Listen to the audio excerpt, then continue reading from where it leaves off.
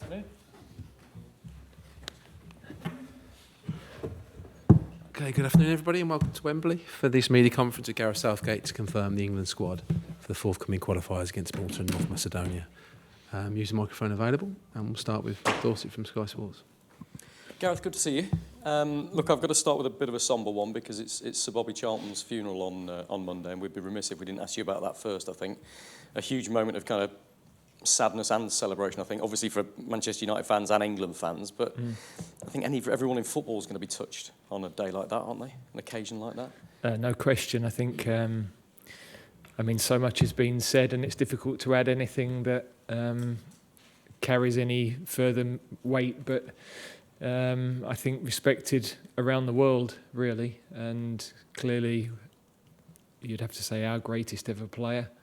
When you think of not only the World Cup but also winning the European Cup and everything he did at club level as well. So very sad. We're fortunate to have met him a few times and incredibly humble. So yes, our condolences with all his family and but hopefully when we get the chance to honour him at Wembley, almost a celebration of his life, really, because I think he absolutely deserves that. Thank you. Right, onto the squad matters. I've been saying for the last couple of days that whether Raheem Sterling was involved in this or not, it would be the headline. He's not in. That's 5 consecutive England squads now he's missed.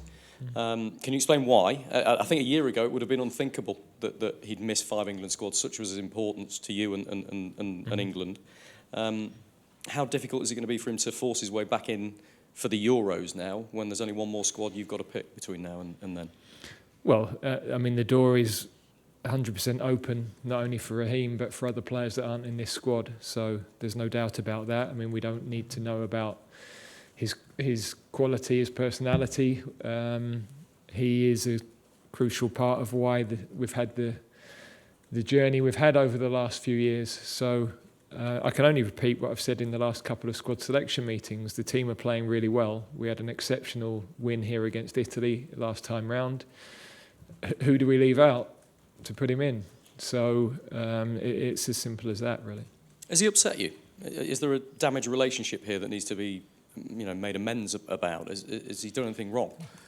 No. It's an important question because people will ask that, Gareth, about whether there's a breakdown in the relationship between you and him. But who am I leaving out to put him in? It's been so important to this England squad for your first 6 years. Only Harry Kane has played more games for England in the run-up to and including the World Cup, and Raheem Sterling hasn't played since the World Cup. That's pretty marked, that difference. Yeah. Look, he wasn't available in March or June, so the team had started on a good run. We won in Italy for the first time in 60 years. The 2 performances in June were excellent. So we've stuck with that group. We've stuck with that group pretty much through this qualifying campaign. We've deliberately not made many changes because we've felt that that's been fair to the guys that have been in the squad. Performances have been excellent.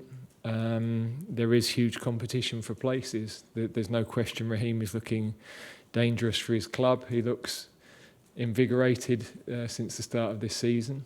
And as I said, there are a few players that aren't in this squad for whom either they're injured or the door is absolutely open. We'll always be open to that.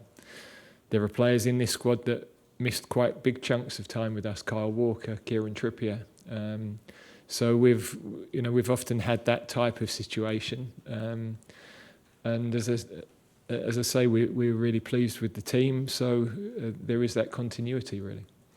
Lots of injury issues of differing degrees with some of the players that you've named. I wonder if you could talk us through how difficult that's been for you over the last few days and weeks. Who's struggling fitness-wise? We thought Bellingham, James Maddison, Callum Wilson and Bukayo Saka were the main ones that are carrying knocks. Mm-hmm. Is that right? And how are they, I suppose?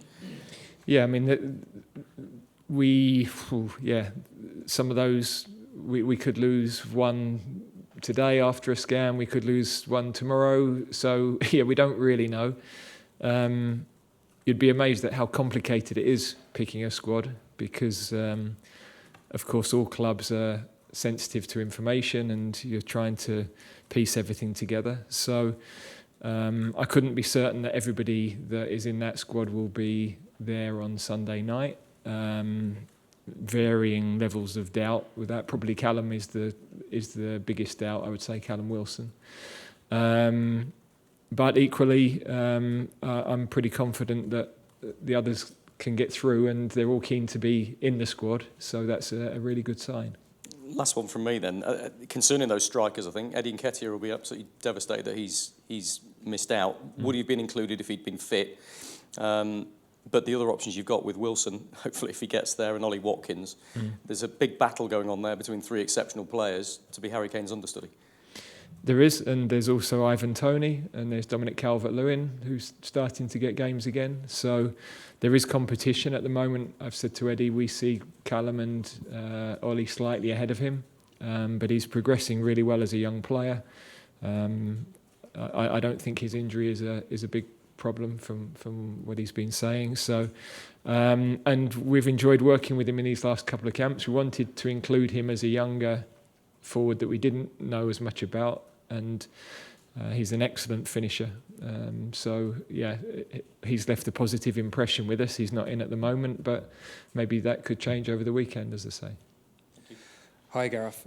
With John Stones out, is there a real chance for one of the other centre-backs to come in and take the opportunity with Mark Gahey playing against Italy last time out? Yeah, I mean, it's an area of the pitch where we've had a big turnover in the squad. 2 or 3 players who had a lot of caps with us have not been playing for their clubs or injured in the last few months. So, I'm really disappointed for John. He's the quality of his play is outstanding. He's having a difficult time injury-wise at the moment. So that's a shame to see him out, not playing. But as you rightly say, it gives other people an opportunity, and we do need to know a little bit more about some of the players in that area of the pitch. And in defence as well, there's only 2 specialist left-backs listed, with Trent listed as a midfielder. There was so much made of the amount of full-backs you had. Is there still the depth in that position? Well, there is. I was hoping to call Reece James. He doesn't feel he's quite ready. And I understand that he's had a long path back from a number of injuries, so he's probably a little bit cautious in that respect, but I can understand why. So we have got options, but there aren't perhaps the experienced options that we might have in other areas of the pitch. I think some of the younger fullbacks are doing well. I think Tino Livramento's done really well in his games for Newcastle, but I think being with the under-21s is still the right thing for him at the moment as well. After the Italy game, Calvin Phillips said he agreed with you that he needs to be playing games at club level to have a chance at playing for England. Just wondering whether you could tell us a bit more about that conversation and how crucial it is that his situation changes in January for him to go to the tournament in June. Yeah, I think for any player that's not playing football, it's for them about their career, really. England is a consequence of club, but you also want fulfilment, and if you're training every day, you want to play. Now, he's up against world-class players at his club, so I completely understand why he's not getting the games. And so, between him and Pep and Cheeky, I'm sure they'll discuss what's the best route forward for him. We know the quality of his play.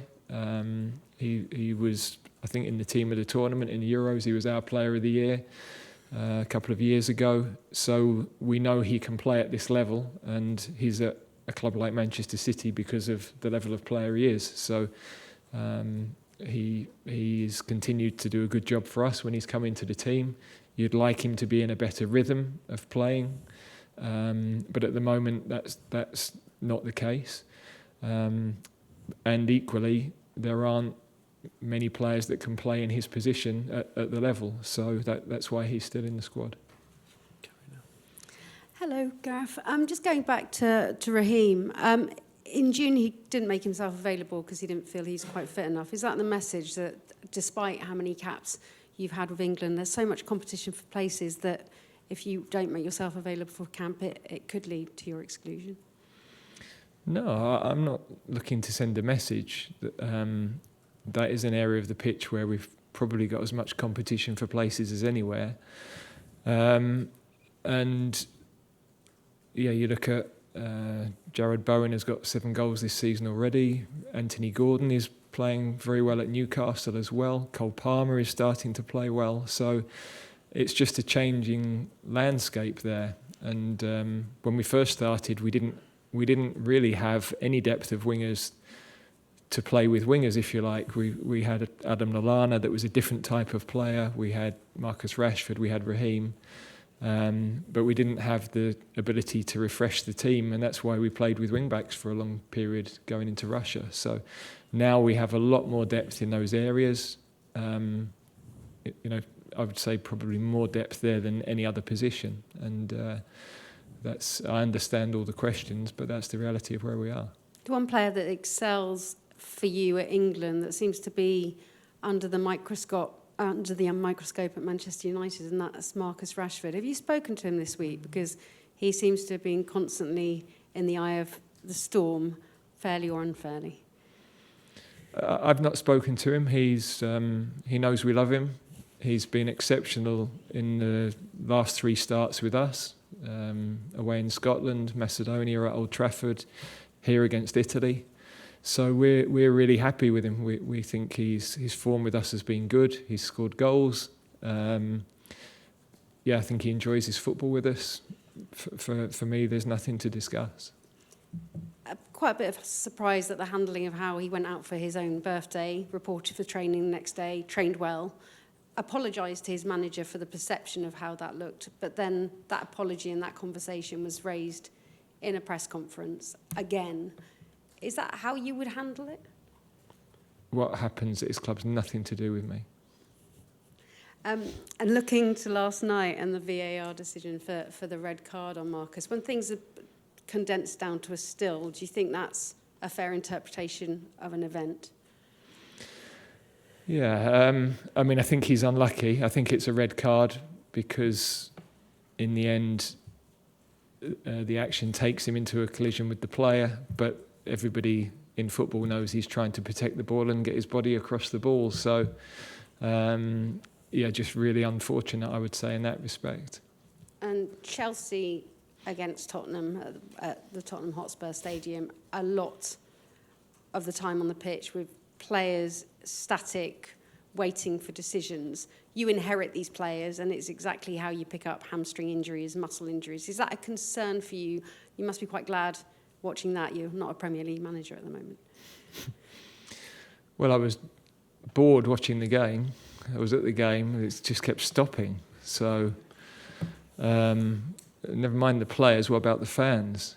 Now, the flip side of that is, I think all the decisions were right in the end. So if that's the purpose of the game, then fine. But yeah, it's sucking the enjoyment out of goals. And I think the ball in play time for that game was incredibly low, even though we had 21 minutes of extra time. So yeah, that would be, well, I talked about VAR a month ago. There's no point in me going over what I think about it. Would you like to see automated offside, semi-automated offside coming into the Premier League, though? I'm not really bothered. Let's let the linesmen put their flag up like they always did. If we want to give the benefit of the doubt to the forwards, as used to happen, that's fine. We're looking for perfection in an imperfect world. There'll always have to be decision-making, interpretation. So let's just accept the referees and lines' decisions and crack on with the game. Do you think the line between clear and obvious has been taken too far the other way? Well, I think if you search for problems in a penalty box, if you want to freeze any corner, then you could give free kicks, penalties either way, easily. So that depends what the purpose of the instrument is. I've said before, I wasn't for it at the start. I've seen nothing to encourage a change of opinion. Harry Maguire regularly starting now for Manchester United, a player you've backed for a long time, a player that many questions why you were calling him up for the squad. How happy are you to see him being a regular name in that starting lineup? Yeah, it's great. I thought it might be the first time we wouldn't get a question about him. So, no, it's clearly you want your players to be enjoying their club football, and he's battling for the team. So, yeah, I'm really pleased for him. Yeah. There's battling in the 80s, Gareth, and there's battling in 2023. Now, Ten Hag assures us that all concussion protocols went through with Harry, but I was there, and there were areas where it seemed like he was stumbling. Is that something you would like to have another little chat with your team about, on the importance of a player that we can see that really wants to prove himself and fight for his club, but maybe there's a boundary to that? Well, I think we've got to respect the medical team, that they've gone through the protocols. As a coach, that's always out of my hands now, because as a coach there is a risk you'd always want a player to continue, but I think we all accept now that the protocols are really tight, and if that decision's made, then the players have to come out, and that's where we are. So they've got very experienced medical people there. I'm sure they went through the right procedures. Thanks, Gary. If we go to James Ollie there. Hi, Gareth. One of the defensive options you haven't mentioned is Ben White. Is he available for selection? I assume so. Ben's been very solid for Arsenal. He is a different profile of fullback. He's a centre back playing at fullback, really. So. And he's obviously doing a good job for his club. He's just behind a couple of others in our reckoning. Because obviously he's not been called up since the World Cup, which he left prematurely. Mm-hmm. So he's been left out purely for footballing reasons. There's no lingering issue off the back of that. No. Again, we've got Kyle, we've got Kieran, we've got Trent, we've got Reece James. So it's a position where we've got strength. As I said, there's a couple of good young ones coming through, and again we're on a good run. The defence are playing well, so that's where we are. And just finally, just one on your contract, if I can. You're obviously out of contract next summer. Do you expect to have any discussions about that before the Euros, or will you leave it till afterwards? No, I'm out of contract next December. And I think any manager that is thinking beyond 7 months is in a very privileged position, really. So I'm super excited about the tournament. We're really gearing towards the next tournament, and I think everybody in international football is always living from tournament to tournament. So for me, I'm really comfortable with the position. I'm loving working with this team. I'm loving working with the staff that work around the team as well, and we're looking forward to the next few months. In your guts, do you feel like you want to stay on to 2026? I've not even thought about it at all. The last time we played Malta here, I found out I was taking the team 4 days before the camp.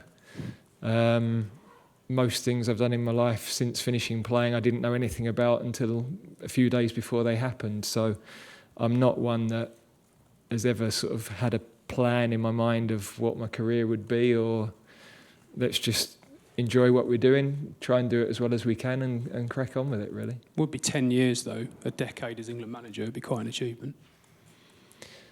Yeah, but I'm not interested in just racking up games or, racking up years. It's about, going and being the best team we can be and taking on those challenges. So I'm not just here to collect caps, or it's about doing the job as well as I can and being excited by it, motivating the players, having the level of performance that we've had for 6-7 years. We've been in the top 5 for the last 5 years. I think that's